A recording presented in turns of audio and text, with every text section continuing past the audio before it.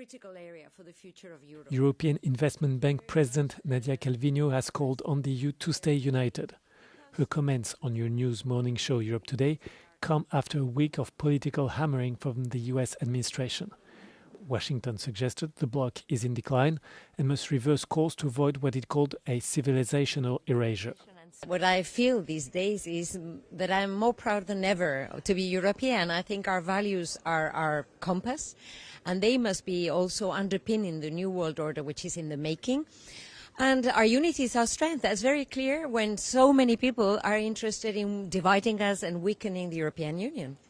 According to Calviño, Europe can no longer rely on the transatlantic alliance to remain the same as it has been for the last 80 years, and emphasized that it must build new partnerships worldwide and ensure that its economy stays strong.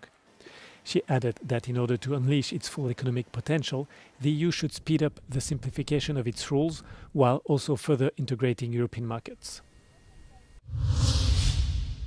A massive industry. US President Donald Trump has signed an executive order blocking states from crafting their own AI regulations, warning that a patchwork of rules could stifle the industry. We're getting them rapid approvals. Trump argued that competing with China requires a unified approach, saying there is only going to be one winner.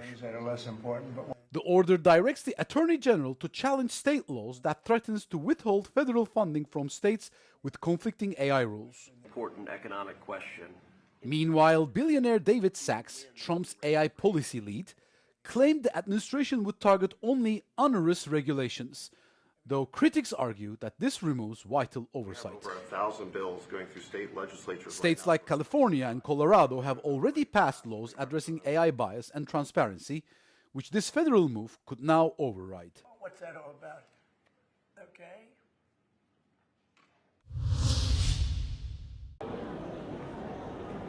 While economic data indicates recovery, the reality for many Italian families is the opposite, and more people are preparing for a more sober Christmas this year. Even though the National Institute of Statistics shows employment is increasing, real income or purchasing power is declining for Italians, according to consumer associations. Abbiamo il potere d'acquisto più basso di tutta l'Europa, cioè dopo di noi c'è solo la Grecia, e questo è un dato veramente molto grave per un paese come l'Italia. Professional associations say labor income decreased by an average of €1,700 between 2019 and 2024. Combined with rising prices, this decline negatively impacts consumption, even during the holidays. Si cerca chiaramente di comprare cose utili, soprattutto, però alimenti e cose utili, qualche cosa da regalare ai miei nipoti. There's a slight increase in retail sales in terms of value, although the volume remains essentially unchanged. In other words, people are spending more on the same things because inflation has driven up prices. Italy's government has announced measures to adjust wages to inflation better, but consumer associations say it's not enough. L'ultimo appello. Ci auguriamo che venga colto, che quello che viene raccontato, no, di fare una manovra e di pensare alla famiglia, alle persone più povere o alle persone che rappresentano la media. Sono contenta che si pensa a chi guadagna netto 2.500 euro, ma ricordo alla signora Meloni che la stragrande maggioranza dei lavoratori guadagnano 1.500 euro. Italians are striking against the announced financial plan on Friday, affecting transport, schools, health, and services.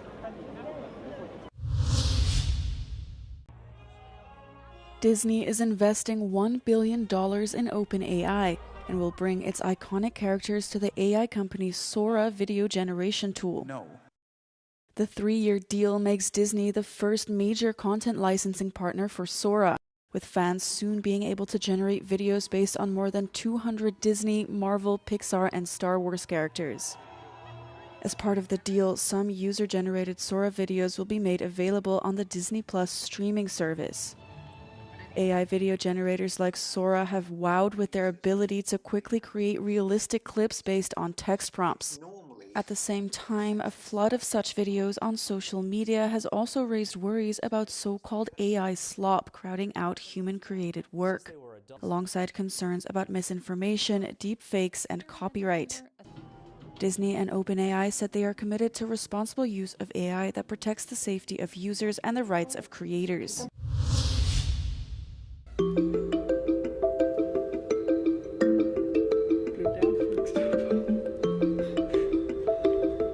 I use Snapchat and Instagram and TikTok. I would say like some of my favorites are probably Snapchat and Instagram.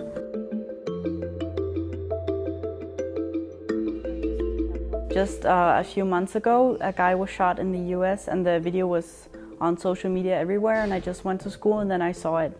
And even me as a young person, that was very terrible, and I felt really bad.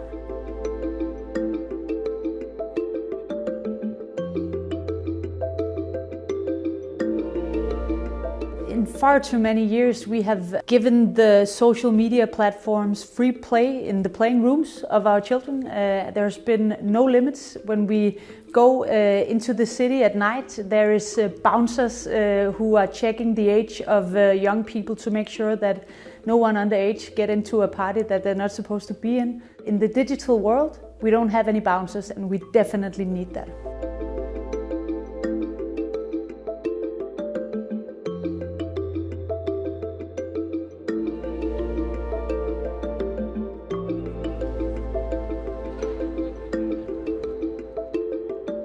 I think it's a good idea.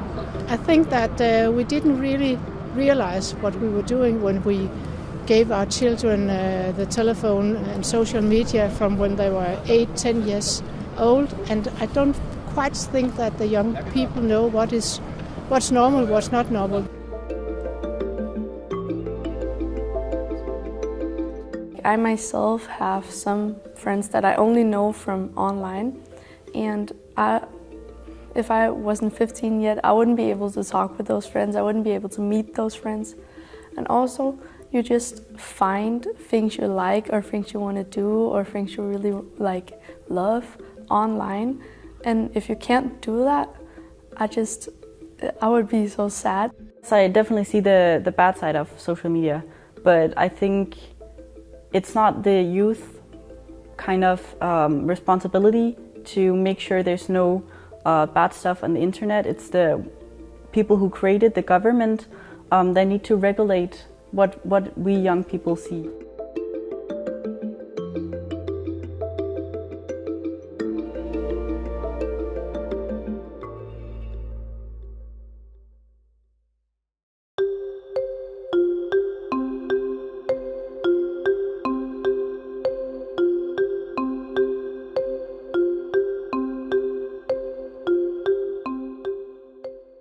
At Diagnostics, we personalize cancer treatment by utilizing the power of AI. And while there has been great improvements in cancer care over the last years, there's still a lot of patients that receive toxic treatment with no benefit.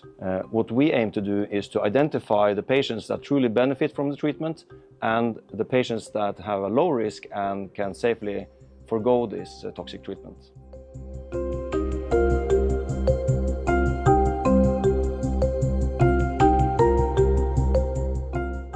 We don't really know what the AI is looking for, but we have then afterwards correlated with pathologist evaluation and seen that it makes sense. It picks up many of the features that pathologists also look at, but it of course also combine this and look at things that pathologists may not know yet. Our AI solution is more accurate in predicting the outcome of the patient than the pathologists are themselves. So we can supplement the pathologist evaluation and therefore improve the prediction of outcome and therefore personalize the treatment of the patients.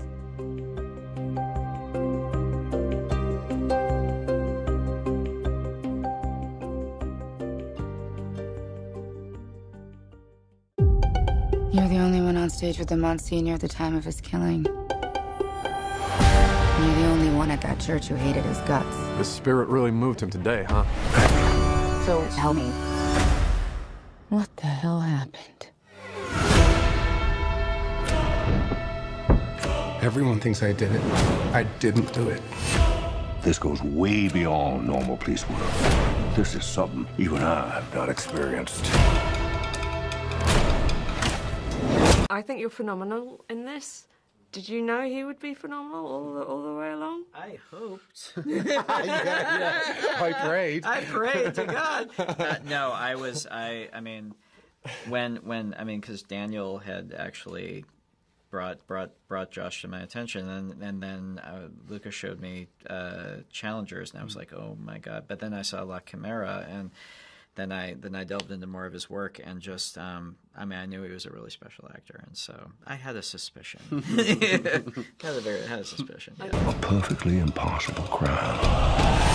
This case is solvable, right? Well, I'm incapable of not solving a crime. Oh, you'll see. It's fun. Yeah, we keep talking about it, but it was like summer camp. Like, it was truly, like, I don't know. It was such a joyous process. Like, to come back to something like that, I think sometimes, I don't know, movies aren't always like this. Yeah. So to get to play, like you said, and to bounce off each other, to be excited every morning, like what performances were going to come in by all these people that we're just massive fans of. It was, I don't know, it was really needed for me, I think. Impossible.